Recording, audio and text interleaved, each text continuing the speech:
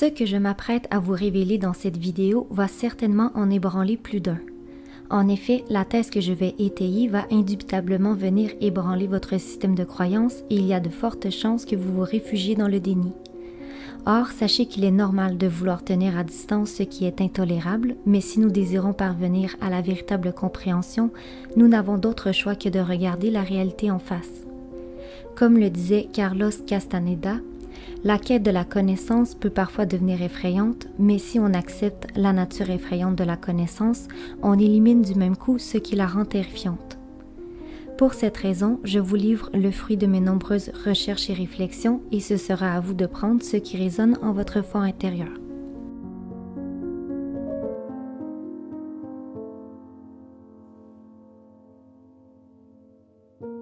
Avez-vous remarqué qu'au cours des dernières années, de plus en plus de guerres ont éclaté un peu partout sur la planète? Avez-vous observé que nos systèmes sociétaux s'écroulent les uns à la suite des autres et qu'un fossé de plus en plus immense se crée entre les riches et les pauvres? Aujourd'hui, ce n'est plus un secret pour personne que nous traversons des temps difficiles, mais savez-vous réellement pourquoi les choses vont si mal sur notre planète? Qu'est-ce qui a bien pu nous arriver pour que nous en soyons rendus au bord de la catastrophe? Bien qu'une des raisons qui justifie pourquoi il y a tant de noirceur réside dans le fait que la plupart sont déconnectés de leur véritable nature, de leur âme et de leur dimension spirituelle, ce n'est pas l'unique raison. En effet, il y a plusieurs motifs derrière cette dégradation et une des raisons majeures est en lien avec les différents cycles que nous traversons en tant qu'humanité au sein de cette troisième dimension d'existence. Pour celles et ceux qui n'ont pas visionné la vidéo que j'ai partagée sur ce thème, voici ce qu'il est important de connaître.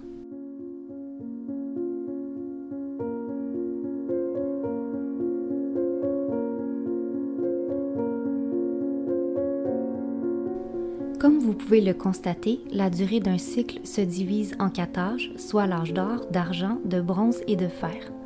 Nous sommes présentement dans le 4e âge, que l'on nomme également âge sombre, et nous y sommes depuis plus de 6000 ans.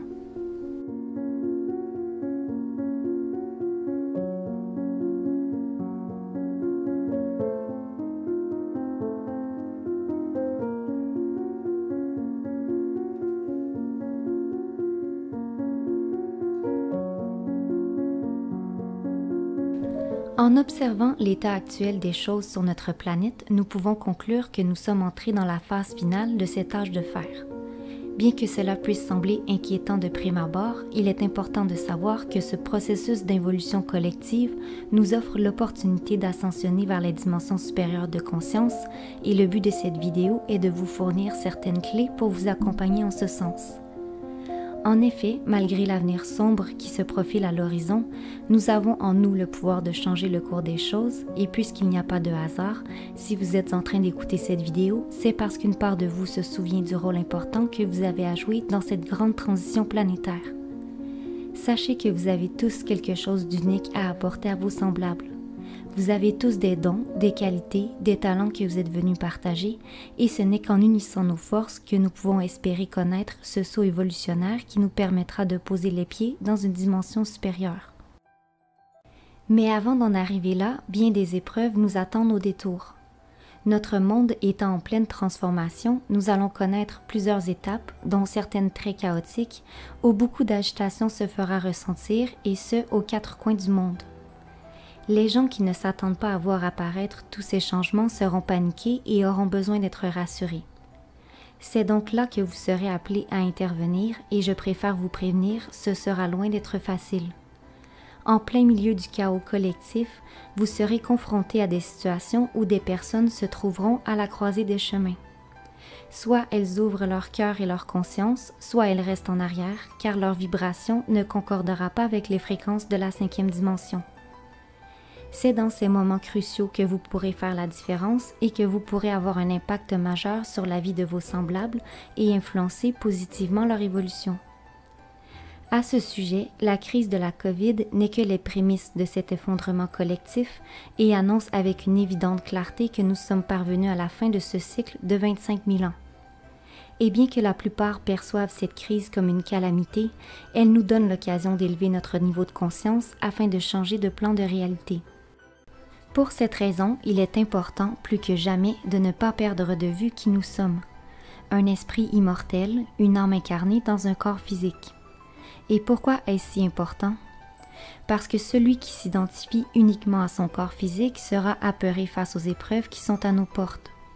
C'est d'ailleurs pourquoi nous avons l'impression qu'une scission s'opère au sein de notre entourage. D'un côté, il y a ceux qui sont prêts à faire face à tous ces changements, qui se sont préparés et qui comprennent l'enjeu réel de la situation, et de l'autre, il y a ceux qui s'accrochent à leurs illusions ou qui n'ont simplement pas conscience de ce qui se trame en coulisses. Il est d'ailleurs difficile de leur en vouloir, car ceux qui gouvernent notre monde font tout en leur pouvoir pour que nous restions dans l'ignorance quant à ce changement dimensionnel qui est à nos portes. Et pourquoi souhaitent-ils tant que nous demeurions ignorants? C'est ce que nous allons découvrir à l'instant. Mais avant, je tiens à vous rappeler que ces révélations risquent de vous causer un choc. J'ai moi-même été fortement ébranlée lorsque j'ai pris conscience du mensonge collectif dans lequel nous baignons. Mais une fois le choc passé, j'ai pu être en mesure de prendre de la hauteur, ce qui m'a permis d'affiner ma vision des temps actuels et de comprendre plus en profondeur le but de l'expérience que nous sommes en train de vivre au niveau collectif.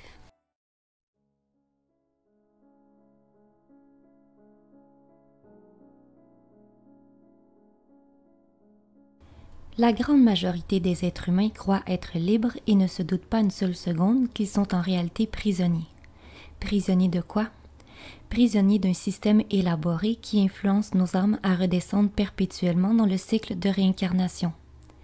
Mais avant de vous parler de ce système, vous devez savoir que l'être humain n'est pas au sommet de la chaîne alimentaire, contrairement à ce que nous pouvons croire. De la même manière que nous avons besoin de nous nourrir pour rester en vie, certaines entités se nourrissent à même nos énergies, plus particulièrement nos émotions, afin de parvenir à leur fin.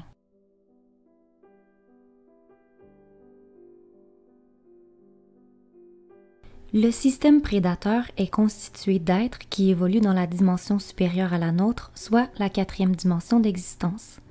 Ce sont eux qui gouvernent notre monde et qui dirigent dans l'ombre cette matrice artificielle dans laquelle nous vivons, car il ne faut pas se leurrer. Ce monde qui nous entoure n'a rien de naturel. En effet, il n'est qu'un pâle reflet de la véritable matrice de l'univers. Ainsi, grâce à des techniques de manipulation pour le moins efficaces, ces êtres influencent nos pensées, nos émotions et nos actions, ce qui a un impact sur notre manière d'être et sur notre façon d'interagir avec les autres. Si vous avez de la difficulté à vous imaginer ce dont je suis en train de parler, pensez à toutes ces fois où vous avez senti que vous perdiez le contrôle. Pensez à ces moments où vous avez dit des paroles blessantes à une personne qui vous est chère et rappelez-vous ces instants où vous avez senti la colère, la honte, la culpabilité et la rancune vous envahir. Dans ces moments, vous n'êtes plus maître de vous-même car c'est le prédateur qui est à l'œuvre à travers vous. Malheureusement, ce n'est pas l'unique prédation que nous subissons de ces êtres. Pour vous donner un aperçu de l'ampleur de la manipulation qu'ils exercent sur nous, sachez qu'ils ont érigé une armure énergétique tout autour de la Terre qui est comparable à un bouclier. L'efficacité de cette barrière est telle qu'après la mort du corps physique, notre âme est en quelque sorte retenue dans cette 3e dimension.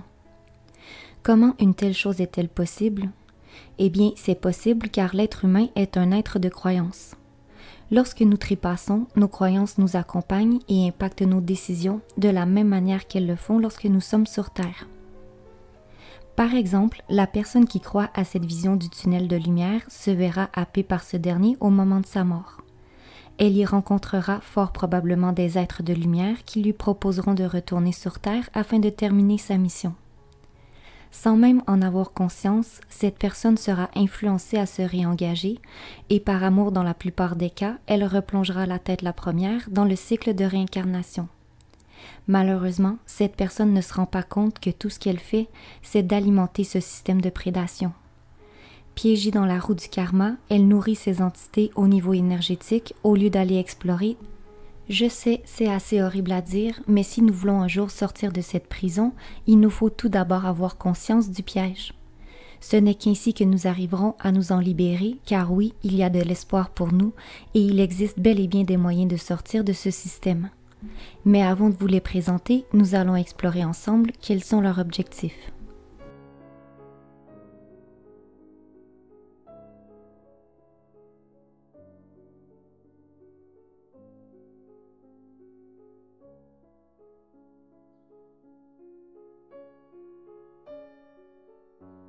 Ces deux objectifs qu'ils poursuivent sont étroitement liés, car sans éveil de conscience, l'être humain a tendance à croire uniquement ce qui est perceptible, ce qui limite sa vision quant à son évolution. En effet, pour cette personne, il n'existe rien d'autre que cette réalité que lui laisse entrevoir ses sens. N'ayant aucune conscience de l'existence de l'âme et du parcours que cette dernière arpente au sein du cosmos, cette personne croit que la vie s'arrête après la mort du corps physique. Ainsi, les différentes dimensions d'existence n'est qu'un concept abstrait qui ne l'aide pas du tout dans son quotidien. Il n'est donc pas difficile pour ces entités prédatrices de nous maintenir dans l'ignorance quant à ce changement dimensionnel qui nous attend. Ils n'ont qu'à nous distraire afin de détourner notre attention de ce qui nous permet d'élargir notre niveau de conscience. Ils s'assurent ainsi que notre vie matérielle nous accapare de sorte que nous n'ayons pas le temps de nous consacrer à la vie spirituelle. Cependant, il arrive à certains d'entre nous d'ouvrir tout de même les yeux et de connaître cette ouverture de conscience qu'ils redoutent tant. Lorsque cela advient, ces êtres s'empressent d'intervenir auprès de nous et les pièges qu'ils nous tendent sont nombreux.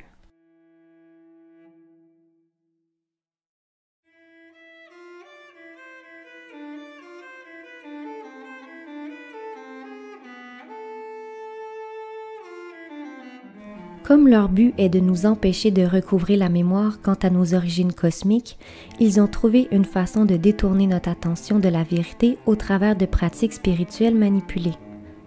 Malheureusement, nombreux sont ceux qui tombent dans ce piège, car le travail qui nous est demandé pour éveiller notre conscience est fastidieux.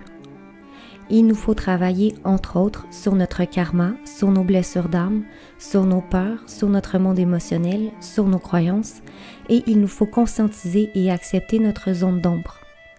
Voilà pourquoi certaines personnes espèrent un remède miracle au lieu d'avoir à se heurter à leur part d'obscurité.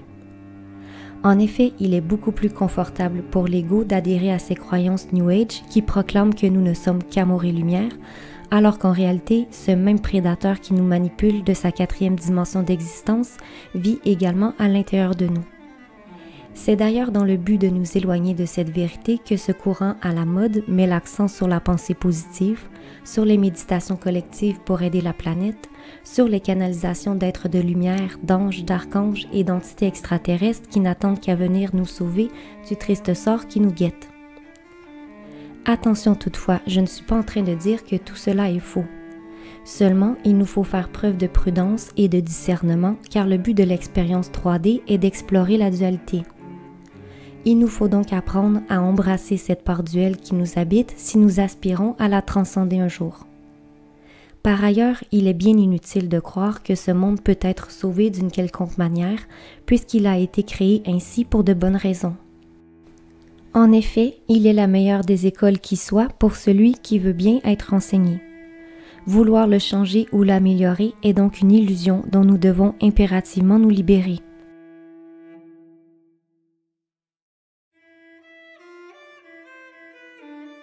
Comme je l'ai mentionné tout à l'heure, le premier pas à faire pour se libérer de l'emprise de ces entités est d'être conscient du piège dans lequel nous sommes enfermés.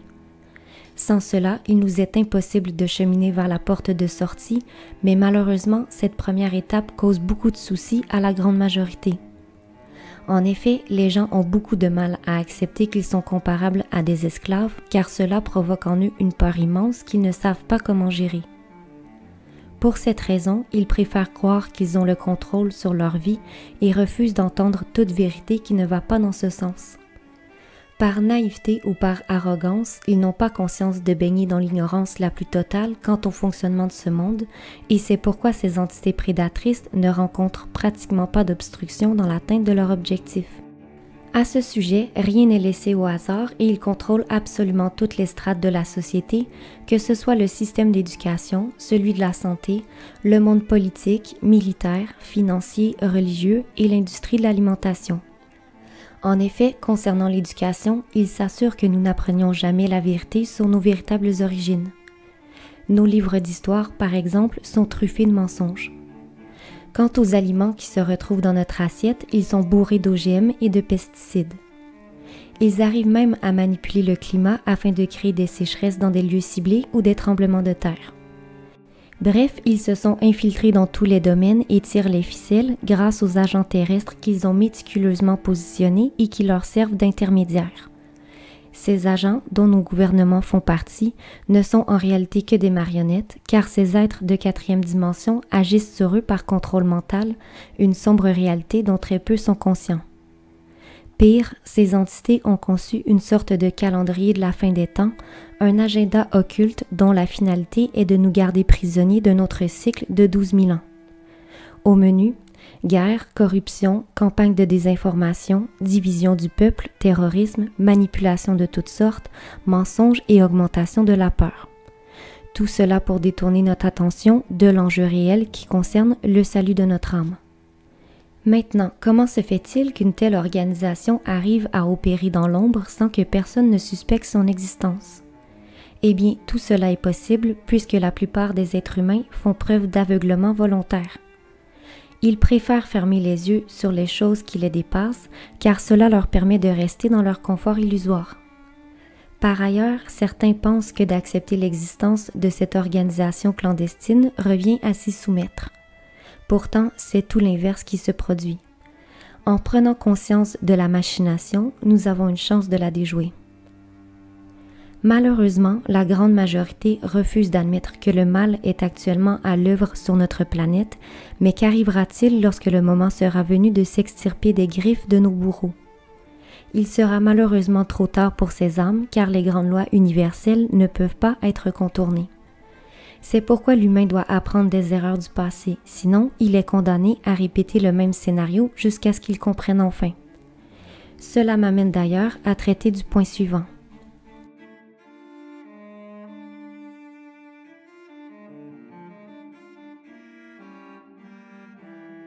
Ce piège dont nous allons parler dans un instant est selon moi celui dont nous devons nous méfier le plus. Pour être moi-même tombé dedans, je sais qu'il semble des plus attrayants et c'est pourquoi je tiens à remettre les pendules à l'heure. Mais avant toute chose, reprenons notre tableau du cycle d'humanité.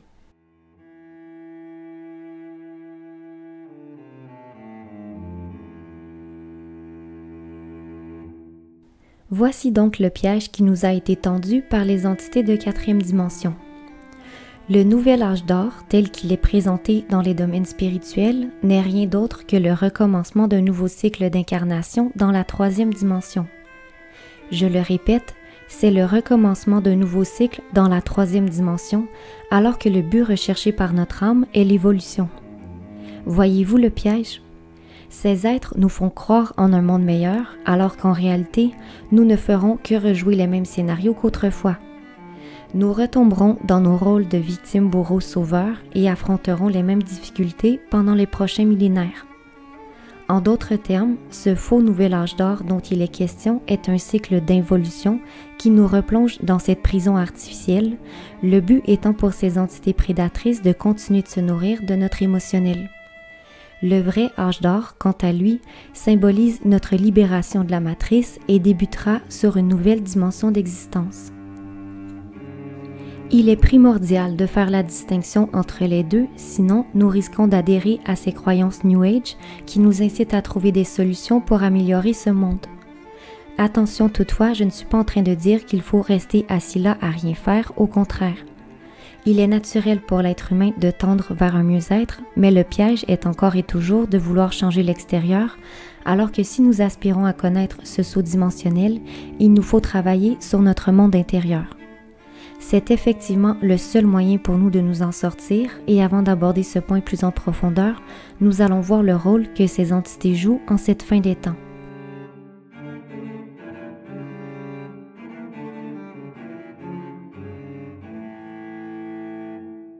Ce monde de troisième dimension dans lequel nous évoluons repose sur des lois bien précises, dont la loi d'équilibre. Ce grand principe sous-entend qu'il existe deux forces opposées, l'ombre et la lumière, qui malgré les apparences œuvrent de concert pour permettre à la vie de se déployer. Pour illustrer mon propos, prenons l'exemple de ces deux rôles que nous jouons à l'occasion, celui du bourreau et de la victime. Pour avoir fort probablement déjà expérimenté les deux, vous avez dû vous rendre compte que la pression qu'exerce le bourreau sur sa victime entraîne un inconfort chez cette dernière, une tension qui tend à prendre de l'ampleur. Avec le temps, cette tension devient insoutenable pour la victime et elle n'aura d'autre choix que de regarder la souffrance droit dans les yeux. C'est à ce moment que les prises de conscience s'opèrent et que la personne entreprend des changements dans sa vie. C'est d'ailleurs pour cette raison que l'existence de ces entités prédatrices est légitime. En exerçant un contrôle sur nous, elles favorisent notre expansion de conscience, car tôt ou tard, nous chercherons à nous libérer de leur emprise.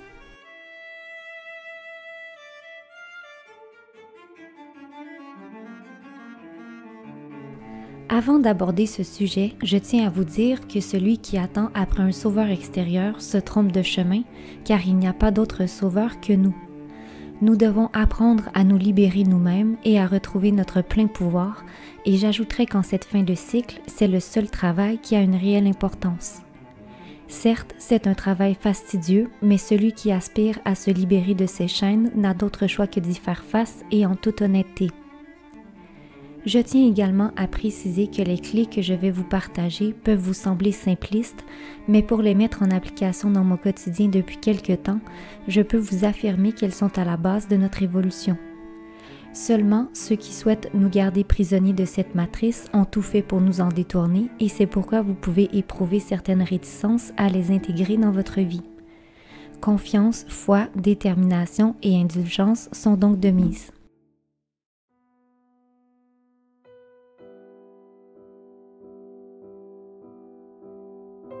Au sein de notre société, tout est fait actuellement pour nous inciter à nous replier sur nous-mêmes et à nous refermer comme une huître. Vous n'avez qu'à penser à la distanciation sociale et aux gestes barrières qui nous éloignent les uns des autres. Or, c'est justement l'inverse qu'il nous faut faire. Il faut ouvrir notre conscience et consacrer notre temps et notre énergie à tout ce qui va dans ce sens, que ce soit des activités, des conversations, des projets. Il faut mettre de côté ce qui nous donne l'impression de nous refermer et nous concentrer sur ce qui nous nourrit. Je fais moi-même partie d'un petit groupe de personnes qui partageons les mêmes valeurs et les mêmes rêves, et les échanges que nous avons m'enrichissent à tous les niveaux. Ce n'est qu'un exemple parmi tant d'autres d'actions que nous pouvons entreprendre pour élargir notre conscience et pour agrandir notre vision du monde.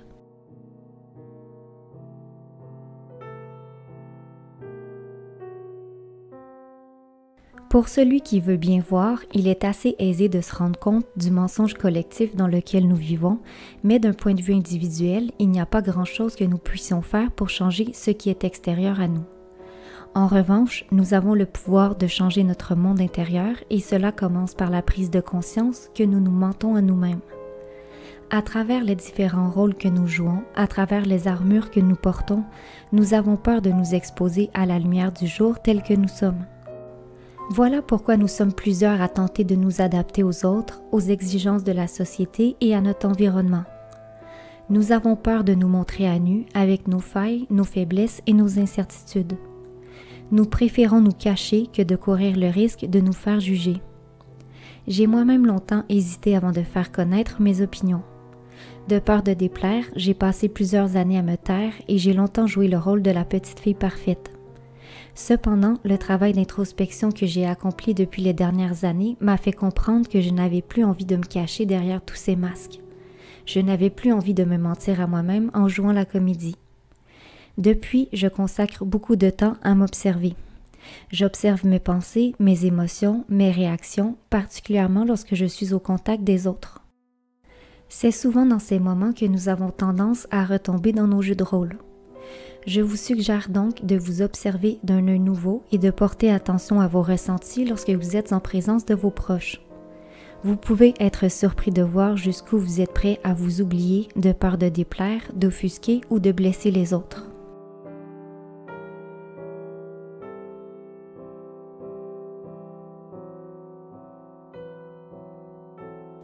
À l'image de ces entités prédatrices qui nous contrôlent, nous avons tous une part d'ombre à l'intérieur de nous, mais il est beaucoup plus facile pour l'être humain de s'identifier uniquement aux aspects lumineux de sa personnalité. Or, cette troisième dimension dans laquelle nous évoluons est une dimension duelle, c'est-à-dire qu'elle est constituée de deux pôles qui nous semblent opposés. Notre but est donc de parvenir à concilier ces parts en nous, l'ombre et la lumière, et le premier pas à faire pour avancer dans cette direction est de prendre conscience de cette dualité qui nous habite. Nier cette vérité est une grosse erreur car cela nous maintient dans l'illusion. Rappelez-vous ce que j'ai mentionné au sujet du mensonge. Celui qui n'accepte pas sa part d'ombre aura tendance à se réfugier dans des jeux de rôle au lieu de se montrer sous son vrai jour. C'est d'ailleurs ce que j'ai moi-même fait pendant bien des années.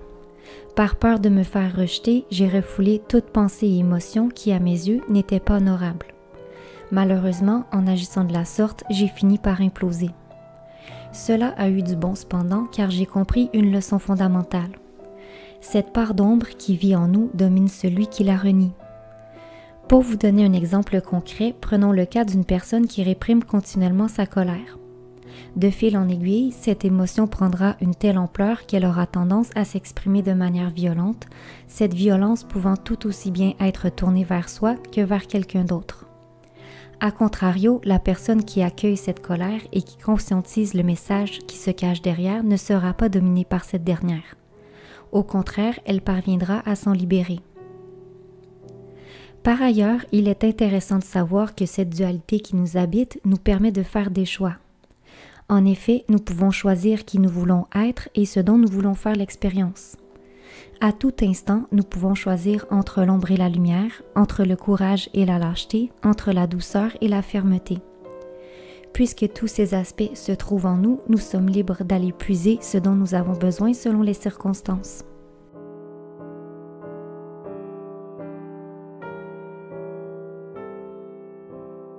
Puisque notre but est de sortir du piège de l'involution dans lequel nous sommes maintenus prisonniers depuis des millénaires, il ne sert à rien de consacrer nos énergies à la création de nouveaux paradigmes, contrairement à ce que le New Age nous propose. Nous devons plutôt nous libérer de tout ce qui nous rattache à cette troisième dimension. Nous devons non seulement nous libérer de notre culpabilité, de nos peurs et de nos doutes, mais également de tout ce qui entrave notre progression, que ce soit les liens familiaux, amicaux ou professionnels. Bien sûr, cela est plus facile à dire qu'à faire, car il est souvent difficile de couper les ponts, même si nous avons conscience d'entretenir des liens toxiques avec certains membres de notre entourage. Cela demande beaucoup de courage puisque dans la plupart des cas, la personne dont nous souhaitons nous éloigner ne comprendra pas nos motifs. Mais si nous aspirons à ascensionner vers les dimensions supérieures, nous n'avons d'autre choix que de nous alléger de nos fardeaux. En effet, nous ne pouvons apporter nos vieilles valises avec nous et c'est pourquoi il est impératif de faire du ménage dans nos vies. Nous devons non seulement faire le ménage dans nos relations, mais également au sein de notre intériorité. Il nous faut observer nos croyances, nos valeurs, nos émotions afin de libérer de l'espace pour en accueillir de nouvelles.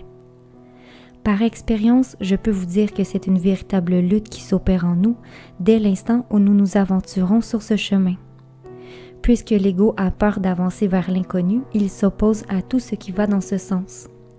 Pour cette raison, nous ressentons une sorte de contraste à l'intérieur de nous.